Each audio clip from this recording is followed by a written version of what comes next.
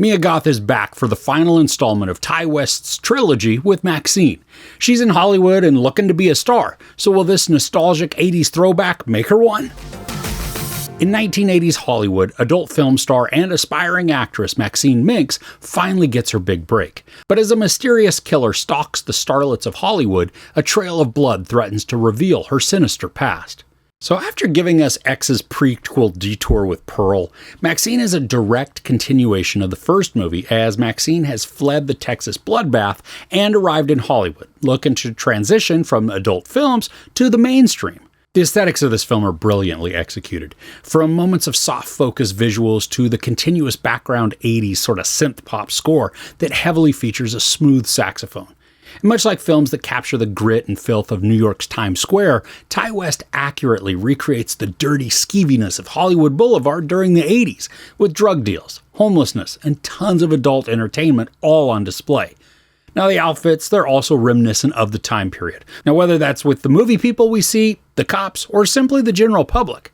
There's also a good deal of archival TV footage that is interspersed because this shares the same time and space as the Night Stalker killings, adding to that foreboding aura of everything that's happening around Maxine. Now, while X was a slasher and Pearl blurred the line between drama and slasher, this one sits way more comfortably in the crime mystery with a slight slasher element. So if you are looking for the same caliber of brutal slangs as in the first film, you're going to be disappointed. I mean, this has a bit of good violence, but the tension for the story rests more on who the killer is and what their motivations are. But there are two scenes in particular that are quite gnarly. I mean, one made me wince and curl up, while the other produced a small giggle of shock at just the ruthlessness of an attack. Now, I am continuously impressed with Mia Goth. She has a knack for convincingly portraying this pure, naive, unassuming, or even innocent character, and then, at the flip of a switch, she can be a raging maniac, just full of ferocious savagery. And here, she's not innocent, or even naive. I mean, she is very aware of her surroundings, and then the potential dangers that could surround her. She's tough, strong, and contains a quiet intensity that just emanates from her eyes. Now, a lot of the time, she comes across as brooding. Really, though, it's more of an analytical observation of the world around her. She doesn't trust, especially after the events of Texas. And when strange stuff begins to just unfurl around her, she becomes even more focused. Now, unlike her single-take monologue in Pearl, here, Goth doesn't have many opportunities to command the scene and mesmerize us with her delivery. I mean, there is a small moment early in the movie, but outside of that, her performance relies more on her strutting around with short conversations. Now, in addition to Goth, this also features Giancarlo Esposito, Moses Sumney, Elizabeth Debicki, Kevin Bacon, Michelle Monaghan, and Bobby Cannavale. Now, each has small but integral roles within the story, and then with the dynamics of Goth's Maxine. Now, I especially enjoyed her interactions with Kevin Bacon. He's this smarmy and slimy private detective who wears this seersucker suit and suspenders and a woven hat and then flashes a few gold teeth. His character attempts to ooze charm, but he oozes something else entirely, making him both somewhat enigmatic but repulsive too. Now, I enjoyed the mystery angle for this. There are small clues throughout as to who the perpetrator could be, especially when it comes to mindsets and actions. And while I think you can most likely figure it out before the reveal, I didn't pick up on it, so the surprise was nice and unexpected. I also appreciate that once the reveal has been established, all of the prior moments make total sense, and they fit together wonderfully. I mean, and not one of those forehead-slapping moments, but more that I was impressed at what was contained in the scenes without me tying them together. Now, this features the pacing that's similar to a lot of mysteries. It's slower in the first half and then begins to build in intensity and then suspense as we get closer to the reveals. Now, I enjoyed the ride because we weren't rushed into getting to the end.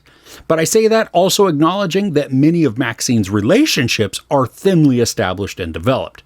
The interactions she has with her entertainment lawyer, who's played by Esposito, and her close friend, played by Sumney, they provide us with some personal connection that does create more humanity in Maxine. But outside of those, all of her other friends, they're shallowly shown. Almost like she barely has any connections with the city or her life, just casual work friends that don't mean all that much in the long run. Now, I didn't mind the lack of development because it kept the story efficient and tight. Not really any extra fat to trim there, except maybe for the scenes with Monahan and Cannavale. I mean, as detectives, their conversations with Maxine are weird. I was never quite sure if I was supposed to take them seriously because of their interactions with each other, but then how they present themselves to Maxine. And I don't think Ti West had these characters this way just to make fun of them. I think they're supposed to showcase how one can treat the job very seriously, and then one treats it more flippantly and views it through the eyes of an earlier failed career. And I can see how many might feel this final entry is a bit lackluster in terms of satisfying conclusion, or even as a cap to the unhinged viciousness of the previous two films. This comes across much more like a character study of Maxine, as we watch how she reacts to the ever-changing landscape around her while she's simultaneously attempting to launch her mainstream movie career. I mean, how does she deal with the setbacks? And when trauma re-enters her life with the deaths of those around her, what is this going to do to her psyche? Now, when the film ends, we pretty much are simply just given a conclusion. There's not a lot of fanfare or excitement, just a resolution that feels very safe. And while I wasn't able to predict who the story's villain was, the conclusion the film reaches, it's predictable, choosing a conventional way to end this otherwise very unconventional trilogy of movies. I personally was hoping for something more daring and unexpected by creating an end that would haunt my thoughts for days to come. As it stands, the ending is fine, it's just not very memorable. So overall, Maxine conventionally wraps up Ti West's trilogy, showcasing Mia Goth's strengths of morphing from simple to savage in a blink. The mystery for this third entry is gripping and engaging, using the seedy backdrop of early 80s Hollywood to establish a setting that's already rife with distrust and danger. While there is very little development on most of the supporting cast, the streamlined storytelling doesn't waste time on extraneous information, but instead provides the necessary beats to keep this thrilling and efficient.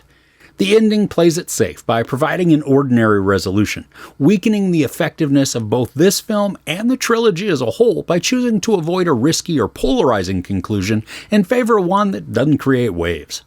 There's sex, nudity, a lot of profanity, and then a bunch of unflinching violence.